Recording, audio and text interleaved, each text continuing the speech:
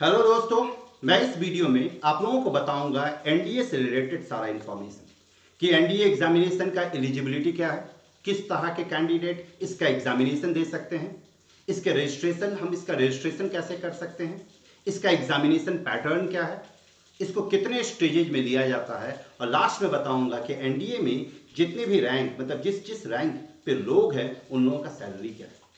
तो सबसे पहले हम बात करें एनडीए। एनडीए प्लस एनए इसको कहते हैं, एनडीए एनए। एनडीए का मतलब हो गया नेशनल डिफेंस एकेडमी और एनए का मतलब हो गया नवल एकेडमी। तो इसका एग्जामिनेशन दो चीजों के लिए होता है, एक नेशनल डिफेंस एकेडमी और दूसरा नवल एकेडमी के लिए। इसका एग्जामिनेशन यूपीएससी कंडक्ट करता है। इसके एग्जामिनेशन को साल में दो बार दिया जाता है, एक आपका अप्रैल के मंथ में होता है और दूसरा आपका सितंबर के मंथ में होता है। और इसका एग्जाम दो स्टेजेज में होता है, एक रिटन एग्जाम होता है और दूसरा एसएसबी एग्जाम होता है। जो भी बंदे या जो भी स्टूडेंट इसको क्वालिफाई करते हैं वो आर्मी के लिए क्वालिफाई होते हैं, फिर नवल के लिए क्वालिफाई होते हैं, नेवी के लिए क्वालिफाई होते हैं और फिर एयरफोर्स के लिए क्वालिफाई होते हैं। अब हम बात करें डिफरेंट डिफरेंट इवेंट की।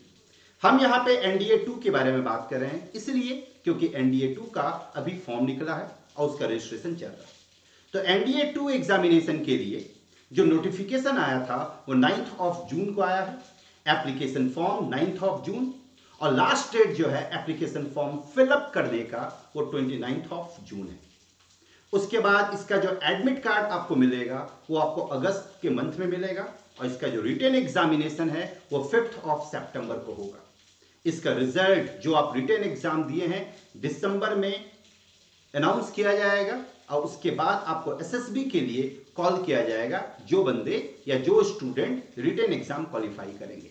एसएसबी जो होगा वो जनवरी और अप्रैल के मिड में होगा, मतलब जनवरी और अप्रैल के बीच में होगा। अब हम वैकेंसी की बात करते हैं कि एनडीए 2 में कितना सीट्स है। तो एनडीए 2 में टोटल 400 सीट्स है, जिसमें 370 सीट्स एनडीए के लिए है और 30 सीट्स जो है वो नवल एकेडमी के लिए है। तो एनडीए में आपका 208 सीट जो है वो आर्मी के लिए है, 120 सीट जो है वो नेवी के लिए है, सॉरी 42 सीट जो है वो नेवी के लिए है और 120 सीट जो है वो आपका एयरफोर्स के लिए है। और नवल एकेडमी के लिए आपके पास टोटल 30 सीट्स है, मतलब आपके पास टोटल नंबर ऑफ सीट्स जो हो गया वो 400 हो गया। अब एलिजिबिलिटी की बात करें तो किस तरह के कैंडिडेट इसका फॉर्म भर सकते हैं। तो पहला कि कैंडिडेट को इंडियन होना चाहिए, अगर कैंडिडेट नेपाल का भी है तो वो भी फॉर्म भर सकता है। अगर कोई तिब्बत से इंडिया आया है 1 जून 1962 के पहले, लेकिन वो इस इंटेंशन से आया है कि वो इंडिया में ही सेटल होगा, उस टाइप के कैंडिडेट भी इसका फॉर्म भर सकते हैं। या इंडियन ओरिजिन के कुछ लोग जो पाकिस्तान से, वर्मा से, श्रीलंका से, east Africa countries of Kenya से माइग्रेट होकर इंडिया में आए हैं और इस इंटेंशन से आए हैं कि इंडिया में ही सेटल होना है, लेकिन वो इंडियन ओरिजिन के लोग होने चाहिए।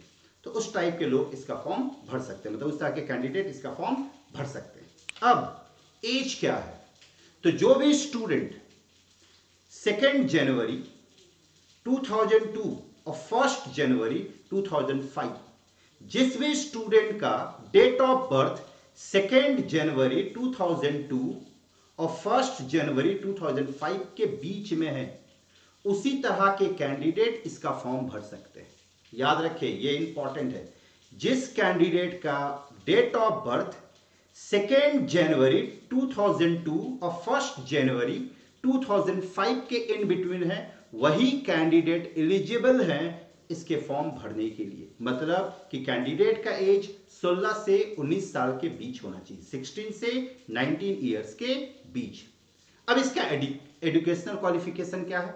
आर्मी के लिए, आर्मी में जो है इसमें 3 तरह का होता है, एक आर्मी, एक नेवी और एक एयरफोर्स। तो आर्मी के लिए आपको 12th अपीयरिंग या 12th पास होना पड़ेगा, 12th अपीयरिंग या 12th पास किसी भी स्ट्रीम में।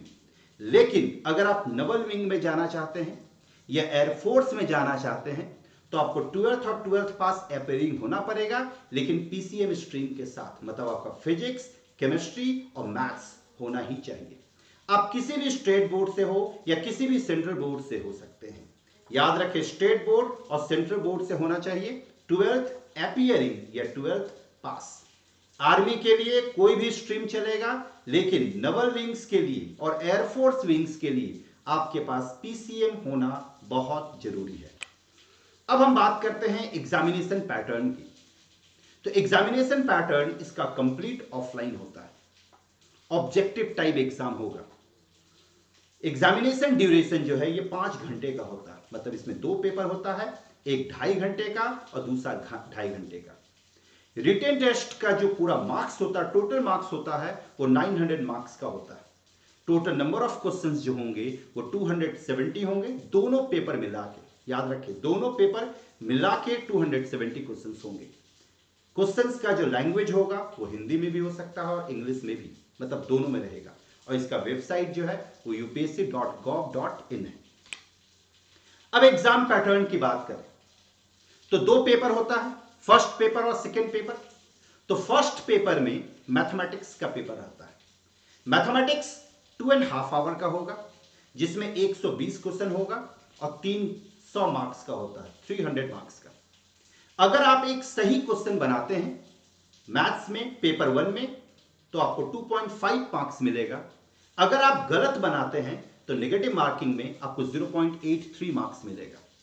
अब अगर हम बात करें पेपर 2 को हम जनरल एबिलिटी टेस्ट या गेट के नाम से जानते हैं। जनरल एबिलिटी टेस्ट में आपका टोटल 150 क्वेश्चंस होगा, जो 600 मार्क्स का होता है। फर्स्ट पेपर आपका 300 मार्क्स का होता है, सेकेंड पेपर आपका 600 मार्क्स का। फर्स्ट पेपर में 120 क्वेश्चन, सेकेंड पेपर में 150 क्वेश्चन। सेकेंड पेपर में एक क्वेश्चन अगर आप सही करते हैं तो 4 मार्क्स मिलता है, गलत अगर करते हैं तो नेगेटिव मार्किंग में 1.33 मार्क्स डिडक्ट होता है। 1.33 मार्क्स याद रखें। पेपर 1 में एक क्वेश्चन सही पे 2.5 मार्क्स मिलेगा, पेपर 2 में एक क्वेश्चन सही होने पे 4 मार्क्स मिलेगा। पेपर 1 में अगर आप गलत करते हैं तो 0.83, और इसमें अगर आप गलत करते हैं तो आपको मिलेगा 1.33 मार्क्स, मतलब नेगेटिव होगा। एग्जाम पैटर्न की बात करें, सिलेबस की बात करें तो मैथमेटिक्स में आपका algebra, matrices, determinant, trigonometry, analytic geometry, जिसको हम 2D और 3D के नाम से जानते हैं, differential calculus, vector algebra, statistics and probability. Syllabus को लेके हम नेक्स्ट वीडियो बनाएंगे, जिसमें हम बताएंगे कि मैथ्स का डिटेल्ड सिलेबस क्या है और किस किस टॉपिक से कितना क्वेश्चन पूछा जाता है। ये सारा कुछ हम आप लोगों को नेक्स्ट वीडियो में देंगे। नेक्स्ट वीडियो जो होगा एग्जाम पॉइंट ऑफ व्यू से, मैथ्स के पॉइंट ऑफ व्यू से बहुत इंपॉर्टेंट होगा, उसको आप जरूर देखें। गेट का जो क्वेश्चन होता है, मतलब पेपर 2, उसमें 2 सेक्शन होता है। फर्स्ट सेक्शन में आपका इंग्लिश होगा, सेकेंड सेक्शन में general knowledge, physics, chemistry, general science, geography, current event से रिलेटेड क्वेश्चन होगा। पेपर 1 में कोई सेक्शन नहीं होता, पेपर 2 में 2 section, section A, section B. Section A में इंग्लिश, सेक्शन बी में आपका general knowledge, physics, chemistry, general science में जैसे कुछ बायो का क्वेश्चन आ सकता है, करंट इवेंट etc। अब हम कट ऑफ की बात करें, जो कि बहुत इंपॉर्टेंट है। तो यहां पे कट ऑफ लिस्ट हम 2 तरह का बनाए हैं, एक रिटेन के लिए और एक एसएसबी के लिए, जिसमें आपका फाइनल सिलेक्शन होगा। तो अगर हम 2020 की बात करें एनडीए एग्जामिनेशन 2 की, तो जो बंदे 355 मार्क्स तक लाए हैं, 355 मार्क्स के ऊपर लाए हैं या 350 लाए हैं, उनका सिलेक्शन हो गया है रिटेन में। और अगर हम एसएसबी प्लस रिटेन दोनों मिला के बात करें, फाइनल सिलेक्शन की बात करें, तो जो 723 मिनिमम कट ऑफ है, मतलब आपको 723 लाना है। ध्यान दें, रिटेन का आप रिटेन टेस्ट 900 मार्क्स का होता है और एसएसबी भी आपका 900 मार्क्स का है, तो टोटल अगर मिला दिया जाए तो आपका 1800 मार्क्स है। तो रिटेन में 2020 में जो 355 मार्क्स लाया है, उसका सिलेक्शन हो गया है एसएसबी के लिए, और जो रिटेन प्लस एसएसबी दोनों मिला के 723 मार्क्स लाए हैं, उसका फाइनल सिलेक्शन हुआ, मतलब वो क्वालिफाई कर गए। अगर हम 2019 सेकेंड एग्जामिनेशन की बात करें तो उसमें 346 कट ऑफ था रिटेन के लिए, और रिटेन प्लस एसएसबी मतलब फाइनल कट ऑफ जो था वो 709 था। 2019 एनडीए 1 एग्जामिनेशन की बात करें तो 342 था रिटन में, और टोटल कट ऑफ जो था फाइनल सिलेक्शन के लिए वो 704 था। अगर हम 2018 की बात करें, 2018 की, तो एग्जामिनेशन का जो कट ऑफ था वो 325 था और रिटेन का जो कट ऑफ था वो 688 था। उसी तरह से 2017 का आप देख सकते हैं, आप इसका स्क्रीनशॉट ले लें, ये आपके लिए बहुत बेनिफिशियल होगा। लेकिन यहाँ पे अगर इसको अच्छे से स्टडी करें तो जो मैक्सिमम कट ऑफ गया है रिटेन का वो 360 गया, 360, जो कि आपका 2014 में गया। मतलब कि आपको मिनिमम 360 मार्क्स को टारगेट करना पड़ेगा, 360 मार्क्स को टारगेट करना पड़ेगा। 360 मार्क्स आप अगर लाते हैं तो आपका चांसेस है कि आप क्वालिफाई कर जाएंगे रिटेन एग्जामिनेशन के लिए। अगर हम ओवरऑल फाइनल कट ऑफ की बात करें तो फाइनल कट ऑफ में आप देखें सबसे ज्यादा आपका सबसे हाईएस्ट जो गया है वो आपका 2020 में ही गया है 723। मतलब कि आपको 723 मार्क्स लाना है रिटेन प्लस एसएसबी मिला के, तभी आपका फाइनल सिलेक्शन होगा। तो ये पेज आपके लिए बहुत इंपॉर्टेंट है, इसको जरूर आप स्क्रीनशॉट ले लें और इसको ध्यान में रखते हुए एग्जाम का तैयारी करें। अब हम बात करते हैं कि इसका रजिस्ट्रेशन कैसे करेंगे। रजिस्ट्रेशन करने में बहुत स्टूडेंट को परेशानी आता है, तो रजिस्ट्रेशन करने का बहुत आसान तरीका इसमें हम दे दिए हैं कि आप सबसे पहले यूपीएससी के साइट पे जाएं www.upsc.gov.in में। उसमें आप देखेंगे जब वो पेज खुलेगा, जब वो विंडो खुलेगा, तो उसमें एक ऑप्शन है व्हाट्स न्यू का। तो व्हाट्स न्यू में आप देखेंगे कि 4-5 चीज स्क्रॉल कर रहा है। तो उसमें आप देखेंगे कि exam notification Naval defence academy and Naval academy examination, national defence academy and Naval academy examination 2021 आ रहा होगा। उसको आप क्लिक करें। जैसे ही आप क्लिक करेंगे तो आपका रजिस्ट्रेशन विंडो खुल जाएगा। उसमें जो इंस्ट्रक्शन दिया हुआ है उस इंस्ट्रक्शन को फॉलो करें और आप फॉर्म भरें। यूपीएससी ने इस बार एक नया चीज निकाला है कि अगर कोई स्टूडेंट एग्जामिनेशन देना नहीं चाहता तो वो कभी भी अपने एप्लीकेशन फॉर्म को विड्रॉ कर सकता है। अब एप्लीकेशन फी क्या है? जनरल स्टूडेंट के लिए और ओबीसी के लिए 100 रुपीज फीस है एप्लीकेशन फॉर्म की, और एससी एसटी और अदर कास्ट के लिए ये फ्री है।